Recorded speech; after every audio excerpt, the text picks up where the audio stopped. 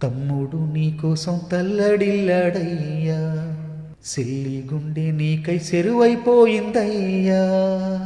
కంచంలో నీ మెతుకు నిన్నే ఎతికేనయ్యా, నీ కళ్ళద్దాలు నీకై కలియ చూసేనయ్యా, నువ్వు తొడిగిన